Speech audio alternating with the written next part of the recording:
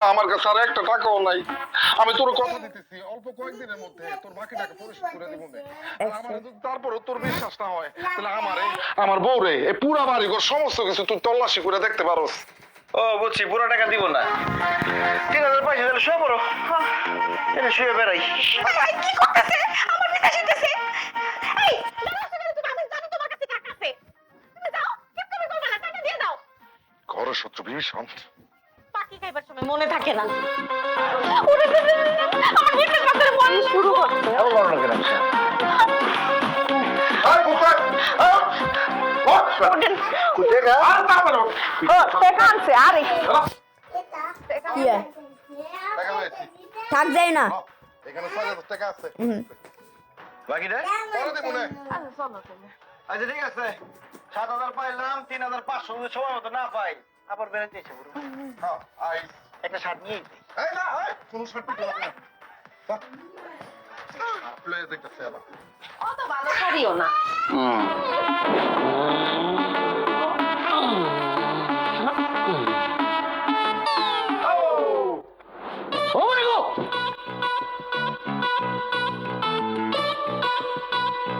কি রে মুখলেস, তুই এত রাইতে তোর বরুণে আমার বাড়িতে এসেছিস কি মনে করে? কারণ দিনের বেলা তো আপনার পাওয়া যায় না, এই জন্য রাইটের বেলা আইসি। আর বউ নিয়ে কেন আসছি সেটা একটু পরে বুঝতে পারবেন। দেখো তো খাটটা পছন্দ হয় নাকি? এটা পুরান, তোর পছন্দ হয়েছে। এসি রে, এসি কি চলে? এই যে চলে তো। ও ভালো তো, এসিটা খুব পছন্দ হয়েছে। সোফাটা কেমন? সেই টিভিটা? টিভিটা খুবই ভালো। ঘড়িটা তো খুব পছন্দ হয়েছে। আমরা যদি খাটবো আমু, তার পিছনের ঘড়িটা দেখো।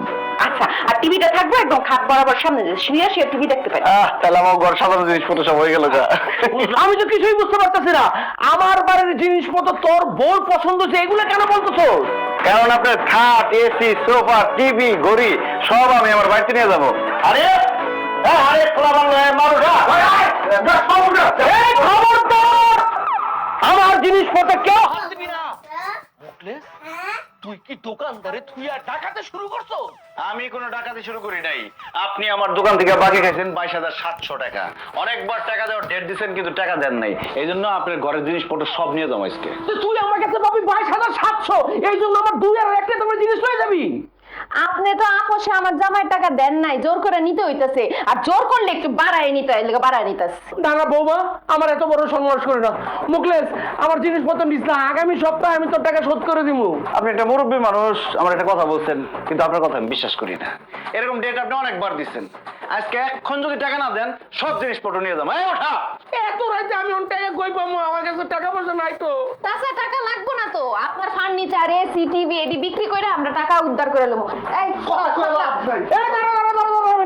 আমি টাকা দিতেছি, টাকা দিতেছি। এই যে এখানে 10,000 টাকা আছে, আর বাকি 12,000 টাকা আমি আগামী সপ্তাহে দিয়ে দিব। 12,700 টাকা। ঠিক আছে, 12,700 টাকা। আপনি মুরব্বী মানুষ, একটা কথা বলছেন, ঠিক আছে, আপনার এক সপ্তাহ সময় দিলাম। যদি সময় মতো টাকা না দেন তাহলে আপনার ঘর পুরো খালি করে দেন। আর গরমের মধ্যে ঘামতেছেন কি? এই ছাড়েন নাকি?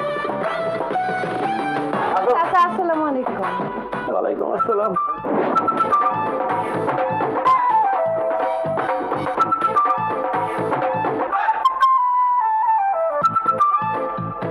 কি ব্যাপার স্বপ্না, কথা কইতেছো না কেন? গোমরা মুখ করে রাখছো, একটু হাসো। কি হাসবো? তুমি কইছো সাইকেল দিয়ে ঘুরাবে, এখন আমার হাঁটা হাঁটা সারা রাস্তা ঘুরাইতেছো, আবার হাস। আর কইও না, আমি একলা সাইকেল চালাইতে পারি, দুইজন নিয়ে চালাইতে পারি না। ধর, তুমি না কিছুই পারো না। হ্যাঁ, কইছি তোমার। কিরে পিন্টু, কই যেতেছস? কিরে বকলেস, তুই আমার নাম ধরে রাখতেছিস, আবার তুই তো কারি করতেছিস কেন? তুই দেখোস না আমি নতুন বউ নিয়ে বাইরে ঘুরতে? 1.5 বছর হয়েছে বিয়ে করছস, এখনো বউ নতুন আছে? এখন তো তুই তুকারি করতেছিস, একটু পরে তো থাবরামু। এই ওর বাকি টাকা কত জমছে? 16,042 টাকা 50 পয়সা। উঠা। এই খবরদার, আমার বউ উঠাবি মানে একটা ট্যাঙ্গি ভেঙে ফেলামু। এই হারামির বাচ্চা, বাইকে তোর বড় উড়ানোর কথা কইছে, তোর সাইকেল উড়ানোর কথা কইছে। তোর সাইকেলের দাম কত? 4,000 টাকা। তোর সাইকেল লয়ে গেলাম, বাকি টাকা দেড় সাইকেল দিবা, বাকি টাকা পরিশোধ করবি। ওটা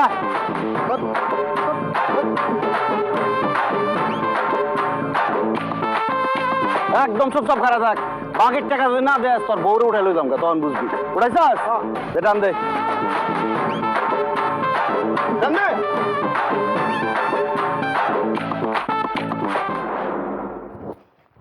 ওকে নিপু না বাকি খায় মানুষের টাকা দেস্তা মানুষের রাস্তাঘাটে অপমান করে আমি তো সংসারই করব না বউ বউ বউ যাও না তুমি যাও না অনেক কষ্ট তোমার বিয়ে করবো তুমি চলে গেলে আমার কেউ বিয়ে করবো না আরে যাইও না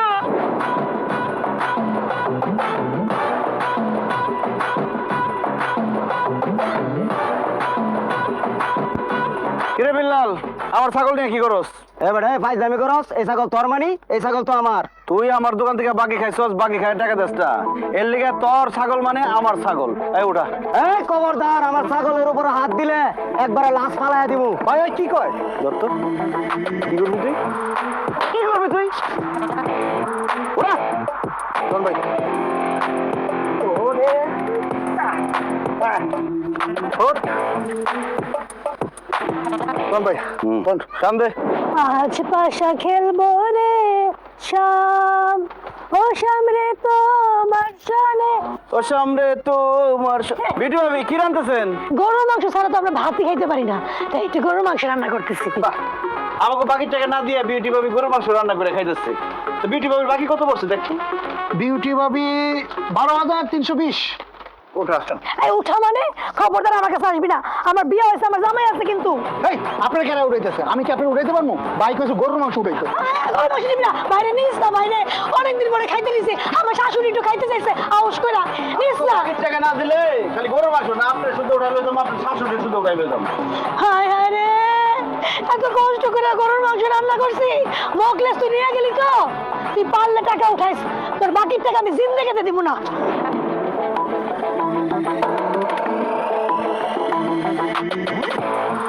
কিরে মুকলেশ জিনিসপত্র সবকিছু নিয়ে কি এলাকা ছেড়ে চলে যেতেছস নাকি বাকির টাকা উঠাইতেছি যে যে বাকির টাকা না দিতেছে তার ঘরের থেকে সব জিনিসপত্র লয়ে যাচ্ছে ঠিক আছে উঠা উঠা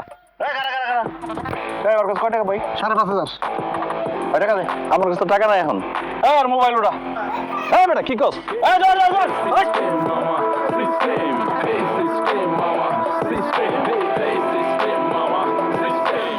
কি ভাবছিস তুই দৌড়ে পারা যাবি তোর বাইক যাবো হাড়ি পাতিল যা আছে যে জিনিসপত্র পাবো সব লয় আমো চলায় যাইবে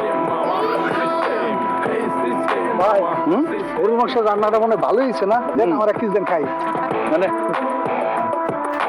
চালা দেখ সামনে কারে পাওয়া যায় খুব মজা হয়েছে ভাই আরেকটা দেন ভাই মজা আছে না দেন বিউটি ভাবি তো খুব ভালো লাগছে ভাই রান্নার জটিল